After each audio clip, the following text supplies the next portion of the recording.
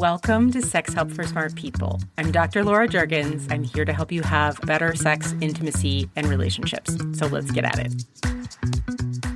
Awesome. Welcome. I'm so glad you're here. I am here today with Danielle Harel, and we go back a little bit because I was trained at the Somatica Institute, and Danielle is one of the founders of the Somatica Institute.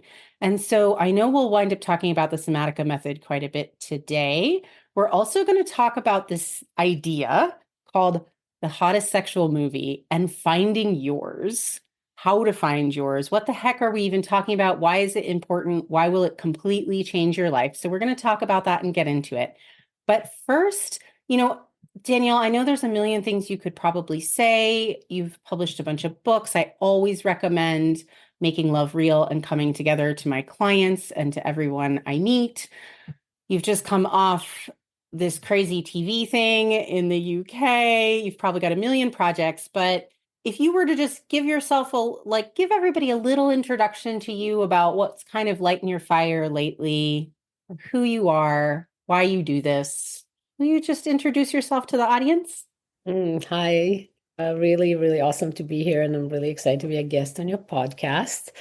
And yeah, I am one of the founders of the Somatica Institute, and really talking about Somatica, I can talk about Somatica all day long, because I'm really excited about the method, feel how it changes people's lives. So that really ignites my fire to talk about experiential, somatic, body-based coaching and how effective it is. And also I am still really, I don't know, on the wave of coming off a whole PR, how do you say it? PR spree? Sure, why not? PR spree in London, kind of promoting Virgin Island. I know if in the US you can't see it yet. Hopefully one day you will be able to, but if you are in the UK or New Zealand, you'll be able to watch Virgin Island, and it's really is all the rage. People talking about it all the time. It's one of It the looks like you had some fun. We had so much fun. And I love working and having fun. That's part of what really excites me. Yeah. That's one of the wonderful things about the Somatica method too, is the play and joy that's involved. So we'll get into that a little bit more so people know what we're talking about. But I am really overjoyed to welcome you here. And we'll talk today. Let's just kind of get into it about, I feel like hottest sexual movie is one of those ideas and concepts that's really core to the Somatica method. And maybe you can tell us a little bit why and what it is. Yeah. So maybe I'll go even one step before hottest sexual movie, because Sure. I'll talk a little bit about how people are different and people have different desires. And I think a lot of issues in relationships stem from the belief that sex is supposed to be just spontaneous and we're supposed to know exactly what we're doing. And it's all a very, simple way of doing sex. But the thing is that sex is not that simple as it's been advertised in rom-coms or in rom-coms, TV, we kind of see Porn. Yep. porn, there's mostly one kind that we see, and it's very it's very sexual acts based and not so much focusing about what really turns us on, but what motivates us and what also really help us have great sex life is what finding out or taking time to find out what really turns you on. And that is like the concept of core desires, and really finding the feelings that you want to have when you are thinking about what kind of sex you have. And we go to great length into in a training and in classes that we have to kind of really help people understand that that's where the foundation is, finding what really emotionally turns you on, because that's what will make you excited, and that's what will make sex really great and very fulfilling. So that's, I think, the biggest foundation. And how the sexual movie is tied into it, because after you figure out what the feelings that you want to have, then you want to find out what are the actions, what energy, what kind of words you want to hear, maybe what kind of outfit, if you're into outfits you want to have or not, or what kind of scenarios you want to create. love to have that hottest sexual movie. Yeah, to have that emotional experience so that you can Yeah, really build, and there's so many different pathways maybe for each individual person to have those core desires met, those feelings that they really want to have. And I love that you exactly. started with that to explain to people that and also started with that people are really different, because that is one of the places where people get really hung up in their relationships, is feeling like, well, one, sometimes people even feel like they're supposed to be different, that they're supposed to be some sort of cookie cutter, aren't I supposed to be turned on by this, that, or the other? Aren't I supposed to be turned on by my partner gazing deeply into my eyes, which totally creeps me out, by the way. I know, me So too. I love that you said that's like, oh, I'm that's only too from much. behind. It's like, who Yeah, needs to look? that's too much. Too much. That's not sexy for me. But aren't, this idea that we're all supposed to be turned on by the same thing, and or we're supposed to be turned on by the same thing by gender, and really understanding that actually that's not true at all, that we have different emotions that turn us on, and that there's these different pathways to get there through what Somatica calls the hottest sexual movie, or like the images or scenes or energy like you described. And maybe it's outfits, right? Like you said, but maybe it's also just energy Yeah, that somebody because for might some bring. people, outfits are really important. Other Yeah. people, they don't want outfits because they want to feel that they are wanted just the way they are. And outfits, like, Hmm. I do not put me in outfits because outfits going to make me feel like you don't like me. You like Yeah. the outfit. So everyone, as you said, Laura, has a different, like different things that on, and it is foundational to realize that. And I also love that you said that we really want to be cautious about cookie cutter solutions to challenge in sexuality because, as you said, it's not true for everyone that eye gazing is going to solve the problem. And if you think that that's the only way to do it, and then you work really, really hard to gaze into your partner's eyes and you find that it still doesn't do it, A, you're going to feel shame, and B, you're going to feel something's wrong with you. And we really all not about that. We want you to feel great about what turns you on, great about what you want, and like find what works for you. Absolutely. Absolutely. And exactly what you're saying is the exact reason, in my mind anyway, that this sort of go-to quote unquote cookie cutter fixes, oh, I'll just buy some lingerie, or we'll go to the sex toy store and we'll find like some sort of kinky outfit for me to wear. And that'll radically massively change our sex lives and get us out of boredom or get us out of disconnect. Like, those things don't work because they don't work for everybody. There's not a one size fits all solution. So I love that we're talking about this today, because you have so much wisdom to share with people about how we do find, how do we find it? How do we find our own thing? What really, how would you suggest somebody go about finding that thing that really works for them? Yeah. That So suite I of think, things.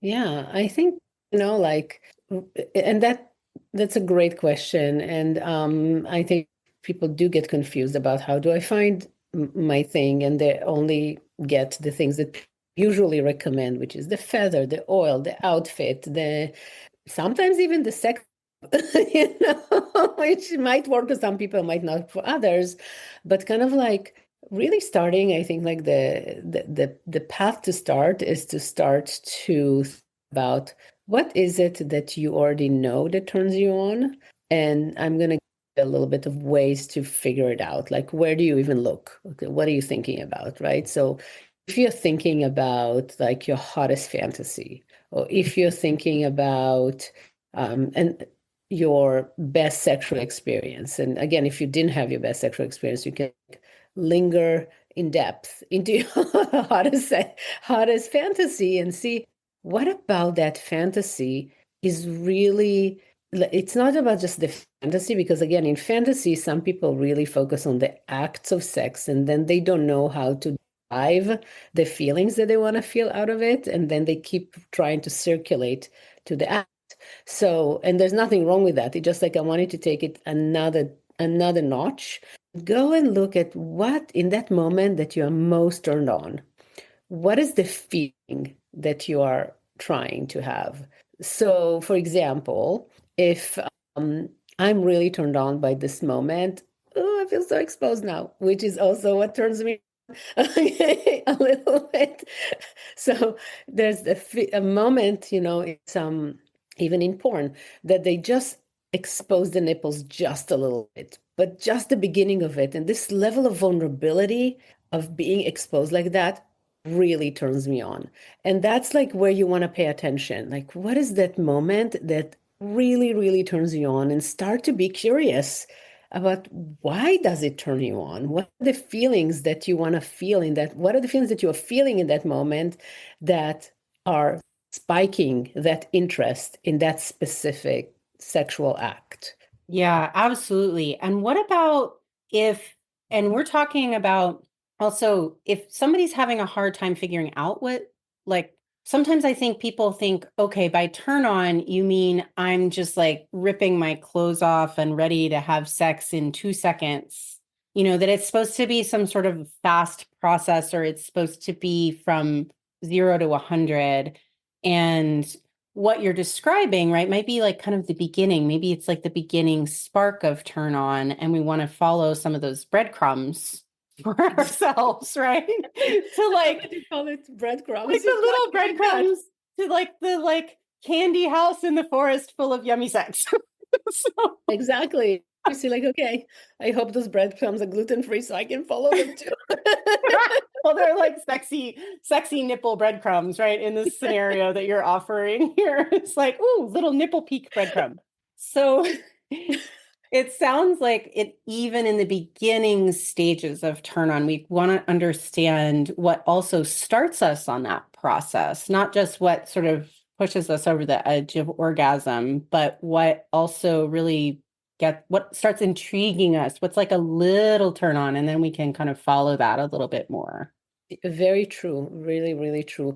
Because kind of like whether it's the beginning of turn on or it's the heights of turn on, maybe just like the acts are gonna be more intense, you kind of start to notice that you and who listens to us now, your audience, that you're gonna find that there's like kind of a theme, kind of like so for me, exposure is gonna be an ongoing theme about like this kind of like vulnerability around it is going to be, no matter whether the act is just the beginning, the arousal, or later on, that will be the same kind of like turn on that will keep lubricating and keeping me aroused and have the feeling of like, this is really hot for me. Might not be hot for someone at all, and that's totally fine.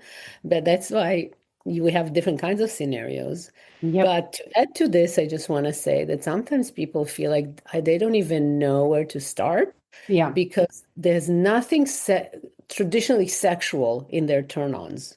For Hmm. example, sometimes people feel kind of relaxed turn-on. I don't want to think even about relaxed turn-on or kind of like a full body aliveness at dancing or Hmm. and they're soaking in water. I see that you're smiling like that. Yeah, you like that. You're Yeah, right. I like that stuff. Oh, they're like in nature hiking, or this feeling of being one with nature can be a turn on.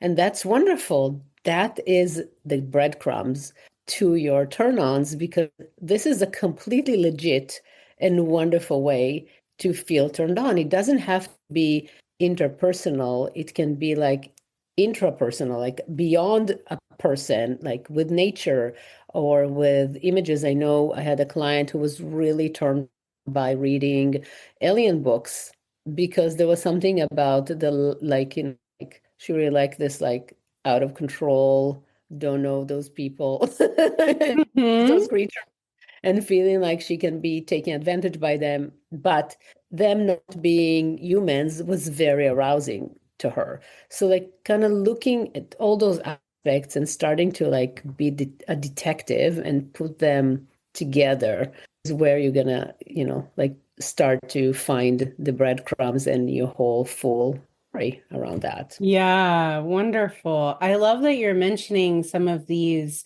non sort of, I would say, I wouldn't say they're non-traditional, because I do think people historically have had all of these turn-ons. They're just not well represented in Yeah. our idea of modern sexuality, but they're so important. And I wonder, how do you feel like that's related also for people who might say, I'm not sure I've ever been turned on. They don't identify as someone who knows if they've even ever been like really turned on. How would they go about starting to find their first few breadcrumbs? Yeah, so I think that would be very interesting exploration for them to figure out what does turn on feel like in their body. Because people have some idea that turn on means readiness for sex. And Hmm. when I say turn on, I mean aliveness or kind of like arousal. That doesn't mean that I'm ready to have sex now, and sometimes people get like aroused again, like I said, with no relationship to anyone else, with no Hmm. relationship to any explicit sexual acts, and that's valid. So even thinking about what is it that they are dating about, Hmm.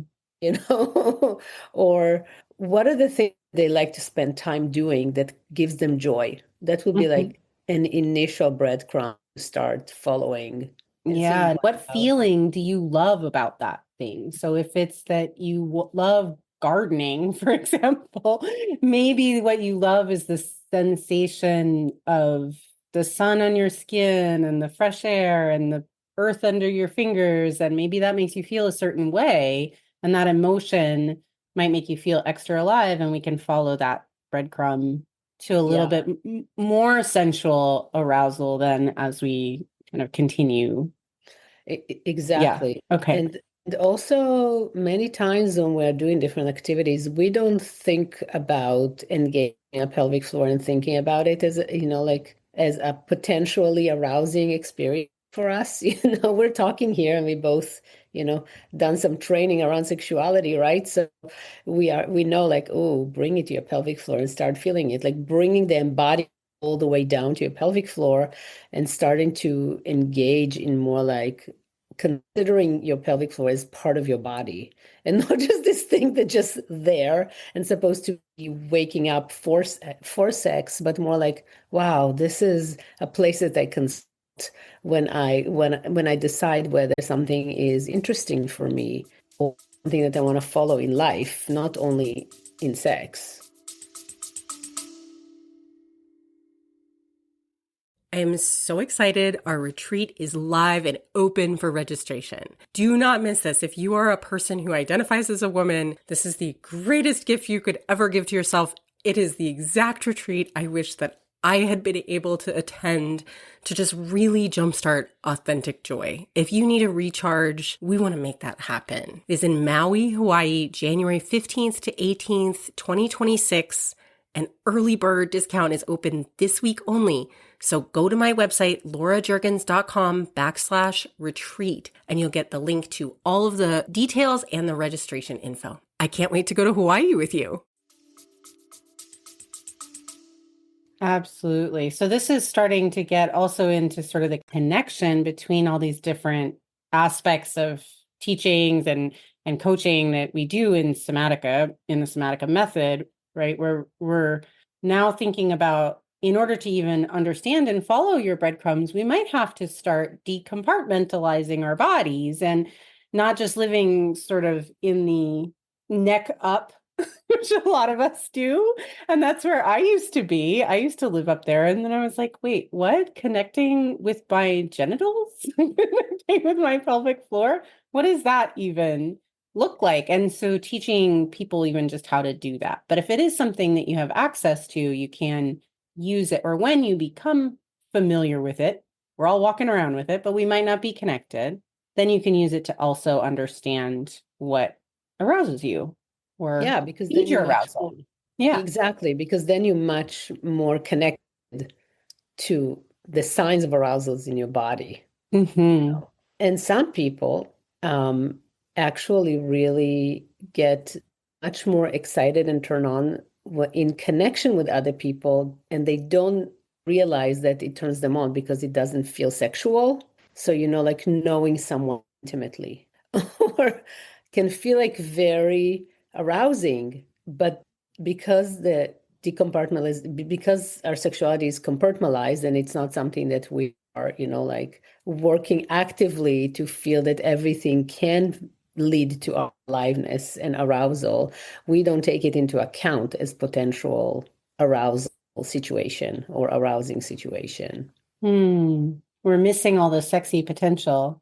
I know there's so much beauty and sexuality in the world. Why not live it all? It doesn't have to be sex. It can be all the time, all around. Yeah, yeah, it's really expanding the idea of what is erotic and using that to have more joy. I think some people sometimes get a little afraid of that too. Like, well, what if I'm aroused all the time? Wouldn't that be a burden? And I don't know, in my experience, it's pretty fun. What do you I think? know, I know. It's almost like, because if you're not familiar with that, it might feel overwhelming at the beginning, but it is like going to the gym. Well, it's a good gym. Well, the gym is I also a like good my gym. gym, so I it's like my gym. okay. I know.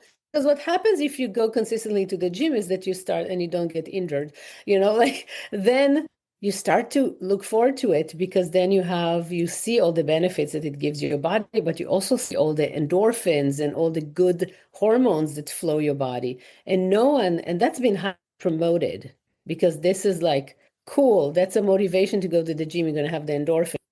No one talks about the motivation of feeling aroused, which also brings a lot of endorphins and dopamine and Mm, oxytocin and all those good hormones that flood your body. And then you're moving around with much more joy and alive yeah, and all the good hormones. But again, sex is a taboo in our culture, and our sexual energy is being policed a lot through the ages. So that's why it's not popular, not because for it's a bad sure. idea.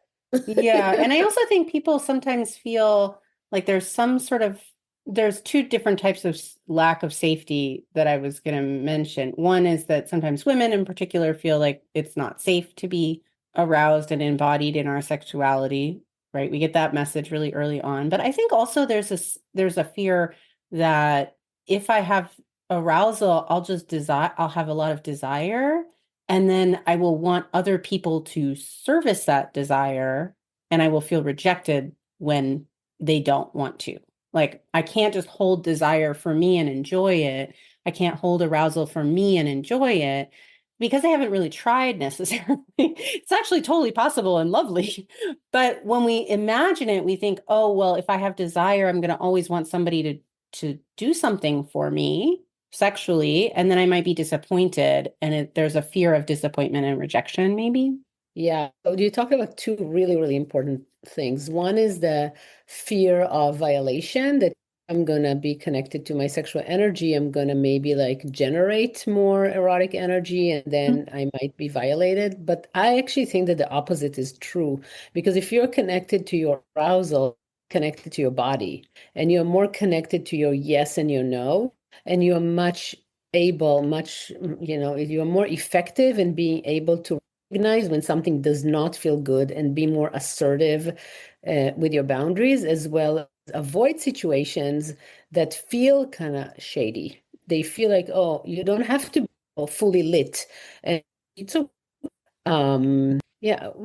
So when you're more connected to your sexuality, you are more connected to your embodied experience of boundaries, and more connected to your ability to say yes and no, and feel like what's right and what's not right for you. You can always tame the appearance of your arousal if you feel it's not a safe place to be. Like if you're walking in the dark by yourself in a dark alley, don't start shining. Well, if you're by yourself, it doesn't matter. But if there are people out there and you don't feel safe, like you can tame your sexuality, but it's still yours. It doesn't go away. It's more like you don't have to share it with everyone in Yeah. every We don't have to situation. shove it down and deny it in order to not share it with people.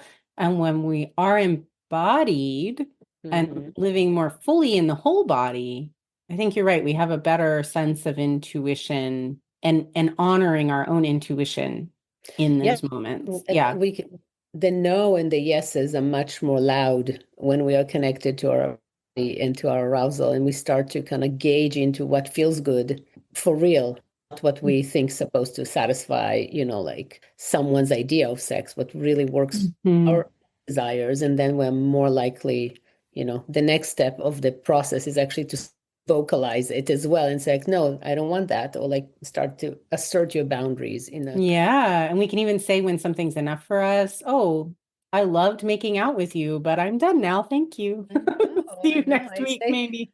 exactly. You have much Yeah. more agency when you're Mhm. connected to your arousal and to your body because you have like a place inside yourself to check what feels right to you.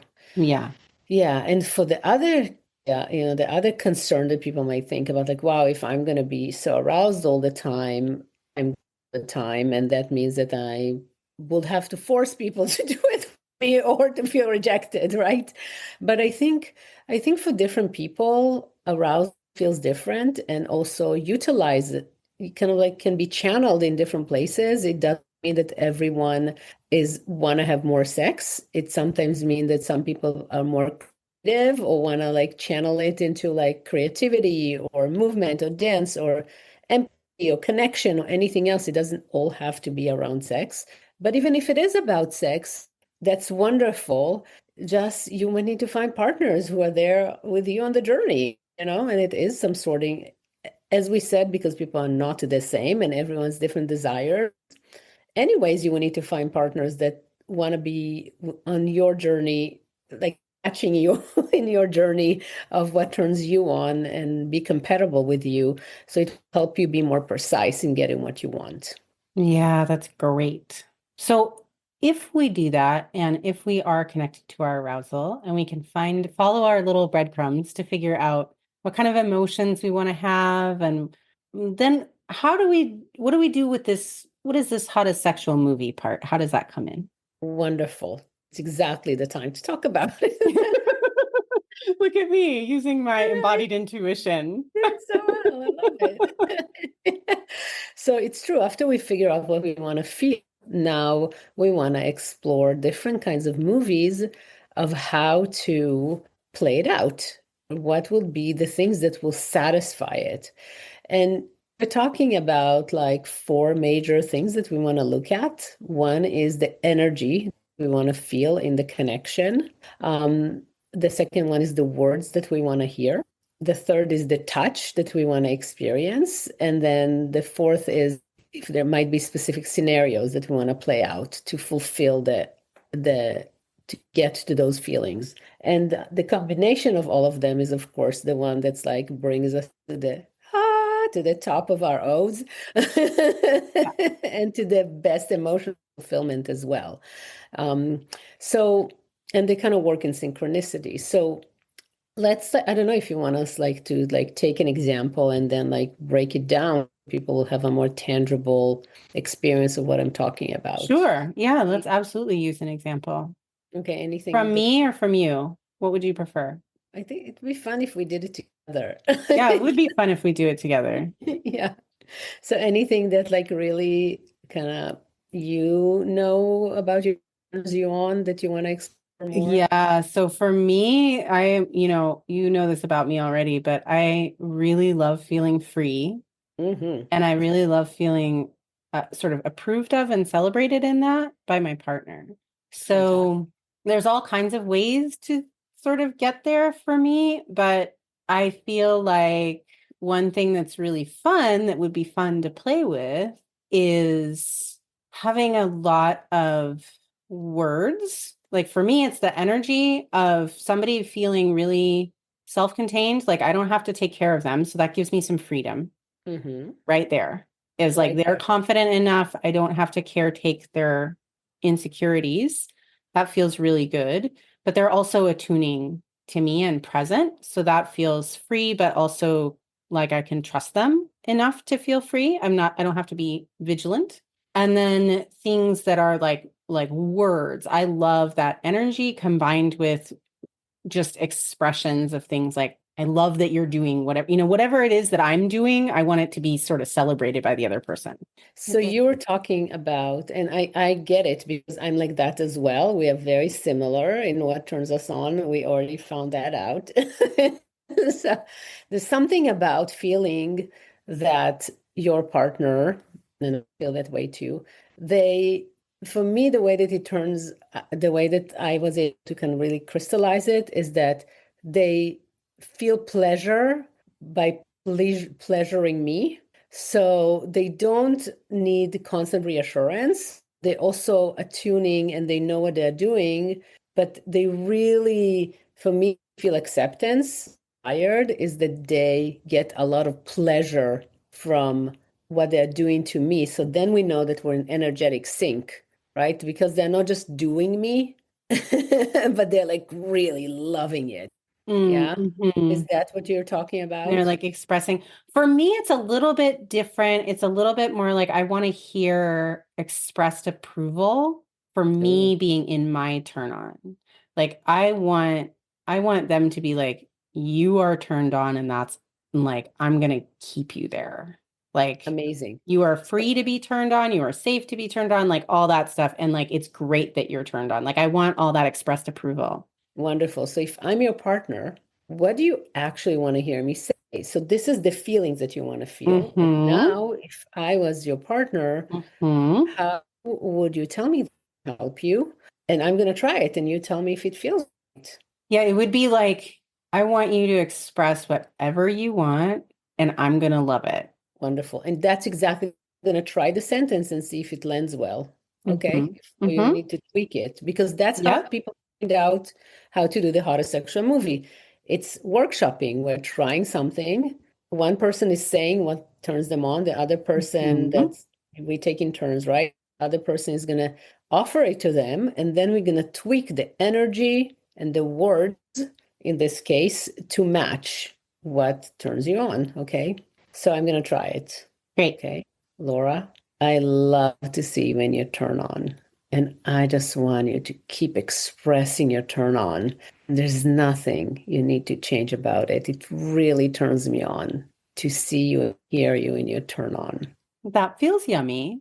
And then I think what would help solidify it, like would be the next step, would be if I'm, moaning or expressing some sort of enjoyment, if I'm like, oh, I love that, or I'm groaning, that you just are kind of like, yes, Like literally the word yes. just the word yes. Okay. Because people hear it and they think like, oh no, no, I need to develop a whole sentence. So I'm like, no, yes, Yeah, it could just be yes. It could be I love that. It could just be yes. It could be like that, but that just even just like yes is yes, so perfect. I don't need a ton more. I mean, I like a little dirty talk too, but that's a different topic. But like like this whole like the narration of support feels really good to me.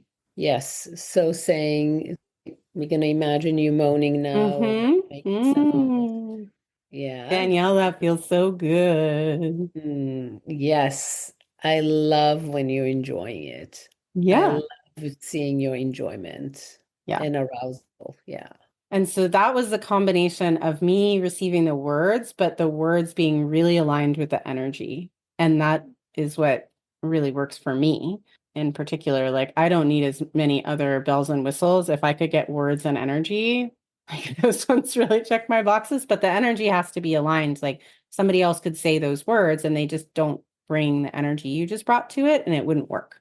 Yeah. So the energy I brought to it, a lot of like, it might be hard to fully grasp it without the visual. I wasn't doing a lot of movement. It was more like the energy was very like forward, kind of like real ravenous and wanting you and kind of really like celebrating you. Yeah, yeah. But it felt really grounded and you felt really present in you to me. Exactly. That's really important because I think for the if you have this like desire for freedom, you would want to feel that your partner many times is solid in Hmm. their energy and they don't try to take away from your energy. They like want to add to this, but not like suck on it, which is Yes, really, really foundational. yes. It's absolutely foundational and rather challenging in in the world. And that brings up this idea that, a lot of us think, I mean, almost everybody that I run into, I think almost everybody comes in with this idea that we're not supposed to have to ask, Yeah. and so many people think they're supposed to read their partner's mind Oh or my their God, I partner's just supposed to wanted to read their see. mind. It's like I there's know. nobody that in the world that could read my mind about exactly what I want to hear and exactly the sort of energy, but I would really like it if I explain it if they will try. And I don't Yeah. mind explaining it. I think there's a part of us that's like a little inner child that kind of wants everybody just to take care of us like we're a baby, but it's okay to have to ask, right? Yeah, I think you're talking about lots of steps. Actually, it seems simple, but it's actually complex because what we want to feel is that, well, the most important thing you talked about is like no one would know, like literally. Did you notice? And I'm a professional in the field, and I know Laura, and I have a little bit reference of it by with myself. Most of what people do in the bedroom is they're gonna try to project what they like on someone else in a way as an example Hmm. for all of you, because that's what people actually do when they try to have sex. They say like, oh, I like this. Maybe my partner's gonna like that too. But even if close, it's still not the same. There's a nuance. So when you want to go into these interactions, you want to be super curious, not to think that there's something wrong with asking, and you're not supposed to know. It doesn't mean you shouldn't try, but you should please do try. But it's not about like, I need to know ahead of time. It's about I want to be curious, and it's okay for me not to get it right away and to try different things to see what works. That's why it's called workshopping, because otherwise it wouldn't work, right? Absolutely. And I mean, I think about this stuff all the time, and I've spent so much time reflecting on myself, and I still have like, you know, questions about, well, how would we actually do this? And, what if I did want to bring in an outfit, or if I want maybe on a different day, what words do I want to hear? Maybe they might be different on Tuesday than they were on Sunday. They are, because we're changed. We're different in different days, and we're different in different experiences. And also, the more we're gonna flash out and explore those experiences, the word will become more precise, and they might be different occasions. So you might find that what was essential at the beginning of your journey exploring your hottest sexual movie, your core desires, will might switch a little bit. You play along. So don't get like stuck. Keep the flow and the exploration to find, okay, what's next? And that's what also keep us not bored. Because people die from boredom when do the same repetition all the time. And we're looking for this nuance. The nuance makes a big difference in the energy, and in the touch that comes with it. And sometimes it can be like a gesture. And what I mean gesture is, for example, I don't know, like if you hold someone down in a specific way, or if you are, like hold them with your energy, or you like look at them in a piercing way, or you tell them like, don't look at me, or do look at me, or now, like different words can create a completely different experience. And there's such a huge arsenal of that.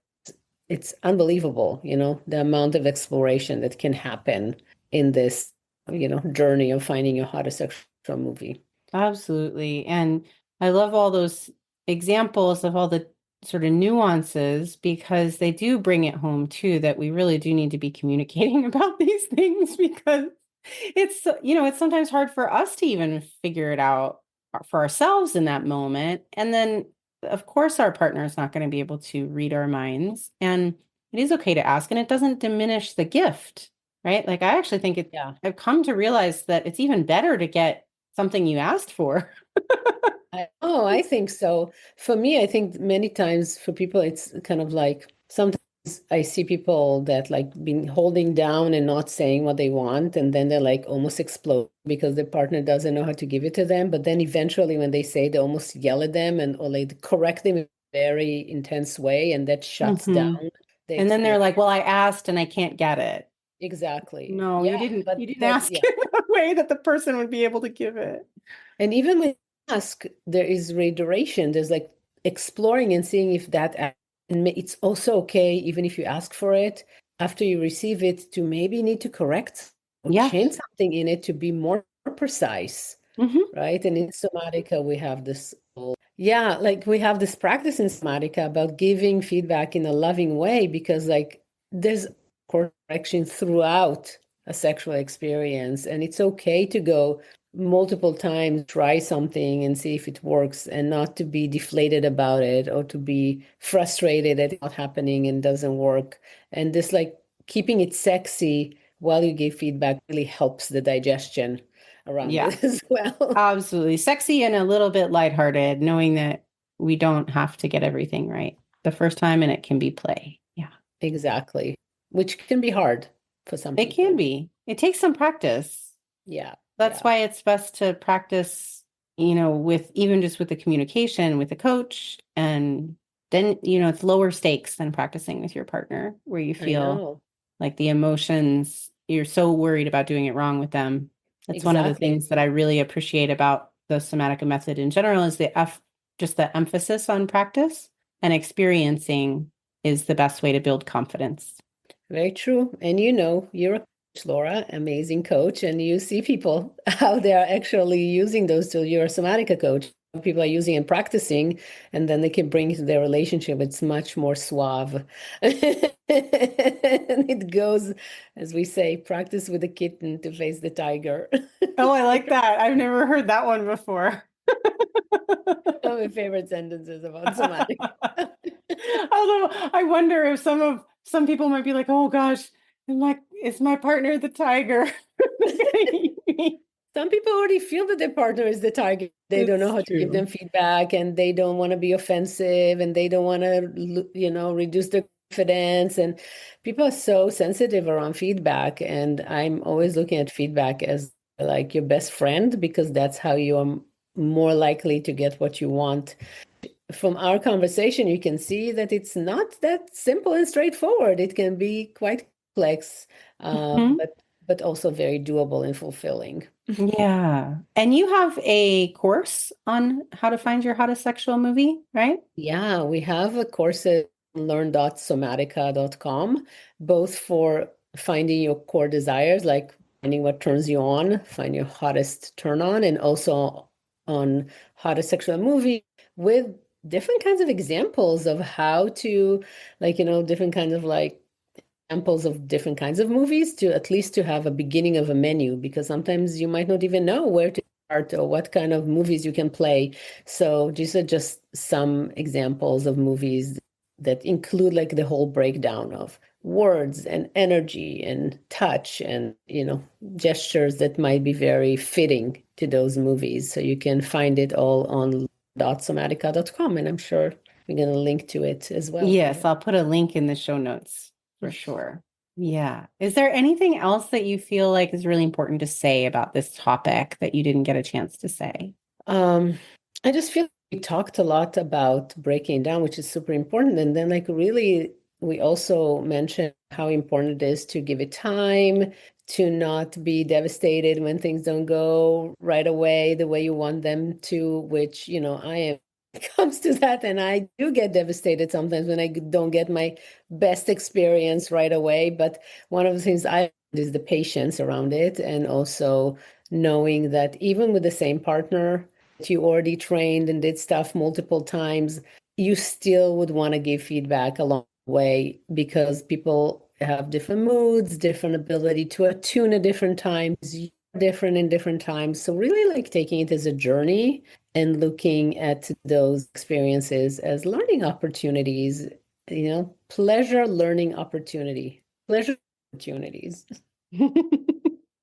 So it's like a pleasure adventure we're on together, right? We're not supposed to it doesn't have to be the whirlwind tour. We go to 12 countries in 3 days and, everybody's supposed to have an orgasm every 20 seconds or something. We want to let it be a slowly unfolding journey and choose your adventures along the way, communicate well about them. I love that. Yeah, and also, when you're going to dive into those topics, you're going to see that you can talk about it so many hours a day. You'll have so many things to talk about with your partner. You can It's talk about true. homosexual movie and core desires. You can go, to movies and talk about them. It will fill your life in so many ways. It's true. You can really spend a lot of time sort of nerding out about it in a really fun way. Because it's all like this whole new world opens up about how we even experience eroticism together. And then we have some language around it. I think that's really powerful for people. So I Yeah, and really then do recommend your courses for thank you. opening up the language and the conversation and your own understanding of yourself. And then bye-bye boredom. Yeah. Yeah. Absolutely. Absolutely. Wonderful. Thank you so much, Danielle, for being here. I'm going to put all the links in the show notes for everyone. And I'm sure we're going to have you back at some point. Thank you so much, Laura. It's been so much fun. I really had a great time. Thank you for having me. Want to come to Hawaii with me? If you are a woman or you know any, send them right to my homepage, laurajurgens.com. The Maui retreat info is there and it is open for early bird registration. Don't miss it, and I get to see you in Hawaii.